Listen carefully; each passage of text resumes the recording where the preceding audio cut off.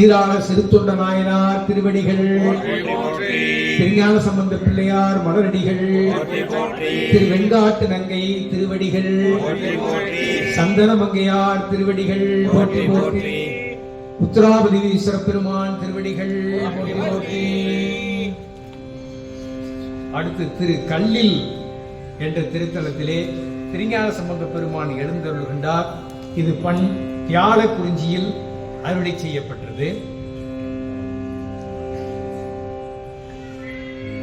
இந்த தலத்தில் உள்ள இறைவன் சிவபெருமானை அவருடைய திருவடிகளை நாள்தோறும் நினைந்தார். அதான் சொல்ற ஒரு நாள் நாள்தோறும் நினையணும். நினைத்தல் என்பது எங்க மனதில் நிறைகிறது.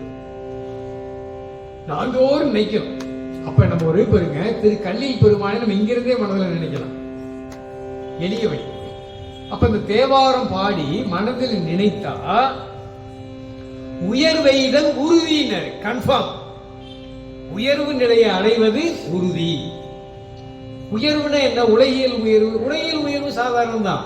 ஒருத்தருக்கு பதவியில உயரணும் இல்லைங்களா, அது ஒரு உயர்வு தான்.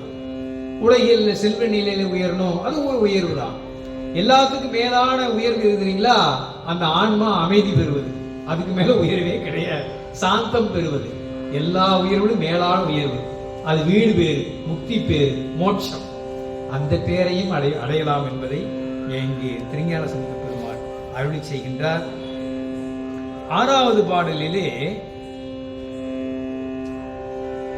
சிவபெருமானை வழிபாடு செய்பவர்களுக்கு அவர் மும்மலங்களை தீர்த்தருள்கின்றார். சைவ சித்தாந்தம் பேசுகின்றார். 6வது பாடல சைவ சித்தாந்தம் ஆணவம் கண்மம் மாயை என்று சொல்லக்கூடிய உடம்பை பிடித்த இந்த உயிரை பிடித்திருக்கின்ற நோயை சாமி தீர்த்தருள்வார். உறுதியா சொல்ற தீர்த்தருள்வார். ஆகவே இத்தலத்தில் உள்ள பெருமானை நாம் வழிபாடு செய்தால் மும்மல குற்றங்களும் நம்மளை விட்டு நீங்கி பேரின்பத்தை அவர்கள் பெறுவார்கள் என்று அருள்கின்றார். அடுத்து பேசுகின்றார்,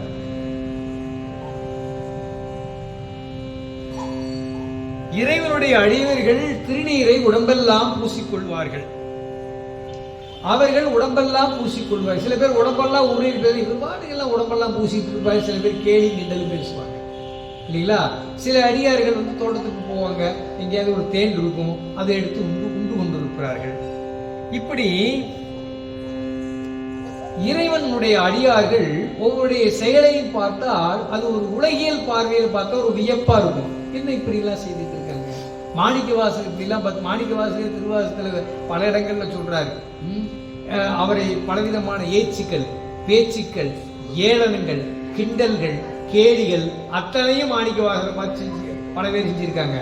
அத்தனையும் சாமி என்ன பண்ற அணிகலன்களாக போட்டு கொண்டாராம்.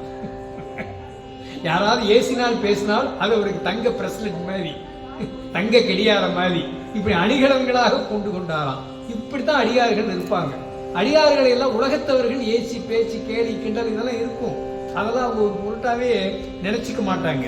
அதைத்தான் இந்த சாமி திருஞான சம்பந்தம் இந்த இடத்துல நமக்கு அருமையா சொல்றார்.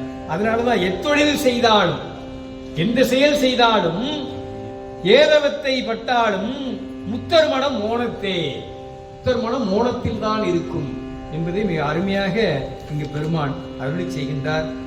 இந்த அருமையான திருப்பதிகத்தை யாரெல்லாம் பாடி சிவபெருமானை ஏத்தி போற்றுகிறார்களோ அவர்கள் இந்த நில உலகத்தில் புகழோடு வாழ்வதும் இல்லாமல் பேரின்ப பெருவாழ்வை பெறுவார்கள் என்று திரு கல்லில் அருளிய இந்த திருப்பதிகம் நமக்கெல்லாம் திருஞான சம்பந்தருடைய அருளால் சுட்டி காட்டு என்பதை சொல்லி, இதுவும் வியாழ குறிஞ்சியில் அருளி செய்யப்பட்டது. இந்த பதிகத்தை திரு கல்லில் பெருமானுக்கும் திரு முருகநாத பெருமானுடைய திருவடிக்கு விண்ணப்பித்து எல்லா நலங்களையும் எல்லா உயிர்களும் பெறட்டும் என்று பிரார்த்தனை செய்து இந்த பதிகத்தை நாம் எல்லாம் பாராயணம் செய்வோம்.